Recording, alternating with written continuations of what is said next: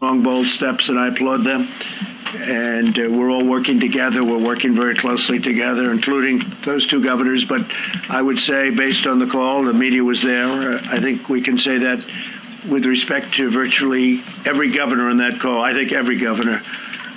We had almost all of them, if not all of them. And I would say that you could see for yourselves that the level of respect and esprit de corps working together was extraordinary. There was nobody angry, nobody upset. We're able to help them, and that's what we're all about. We want to help. We're doing things that a lot of people wouldn't be able to do. But the relationship with governors and states is, I think, very extraordinary, especially under the circumstances where this just came upon us.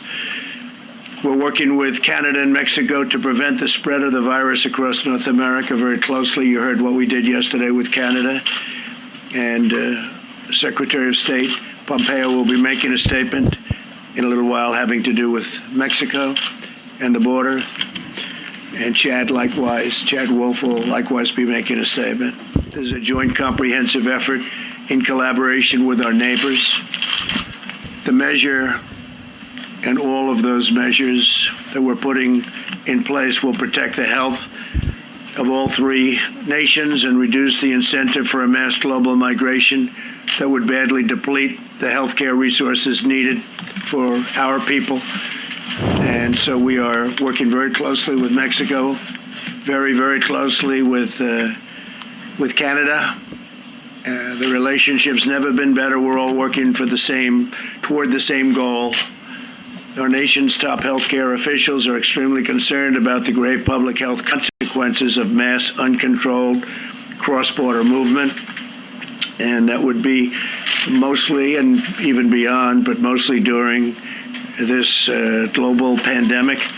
Every week, our border agents encounter thousands of unscreened, unvetted, and unauthorized entries from dozens of countries, and we've had this problem for decades. I know the story, but now it's with the national emergencies and all of the other things that we've declared, we can actually do something about it. We're taking a very strong hold of that. And we have before, but this is now at a level that nobody's ever approached. In normal times, these massive flows place a vast burden on our healthcare system. But during a global, they threaten to create a perfect storm that would spread the infection to our border agents, migrants, and to the public at large. Left unchecked, this would cripple our immigration system, overwhelm our healthcare system, and severely damage our national security. We're not going to let that happen. So we have a lot of information, and they'll be discussing that in a moment. To confront these public degrees, the Centers for Disease Control and Prevention has decided to exercise its authority under the Title 42 of the U.S. Code to give border protection the tools it needs to prevent the transmission of the virus coming through both the northern and the southern borders. So we're treating the borders equally, the northern border and the southern border.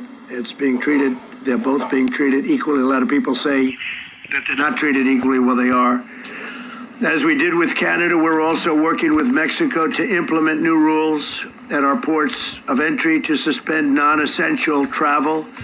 These new rules and procedures will not impede lawful trade and commerce. Furthermore, Mexico has taken action to secure our own border and suspend air travel from Europe. So we're coordinating very closely with the air travel going to Mexico and then trying to come into the United States.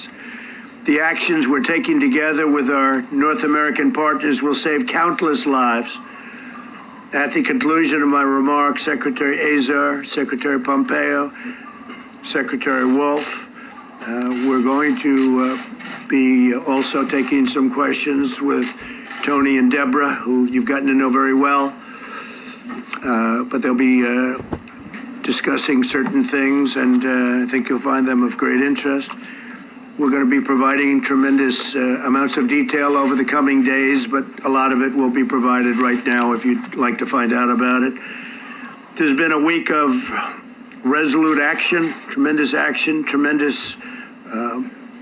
Relationships have developed with people that frankly didn't get along, people that didn't like each other. They're now working together and maybe even in some cases learning about each other and liking each other. It's a nice thing.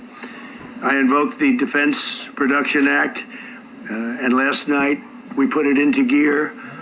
We moved the National Response Coordination Center to the highest level of activists. I mean, if you take a look at what we did, the level of activation has been increased to a grade 1 level, which is the highest level. We're providing historic support to small businesses and to the states. The states need support. Normally they do this themselves, but because of the magnitude of it, the federal government has gotten very much involved in terms of getting the equipment they need. So we're helping them. It's a responsibility they have, but we are helping the states a lot. That's why the governors, I think, in every case have been impressed and very nice. We enacted legislation guaranteeing paid sick leave for workers at no cost to employers. And I think it's very important. So they get paid sick leave at no cost to employers.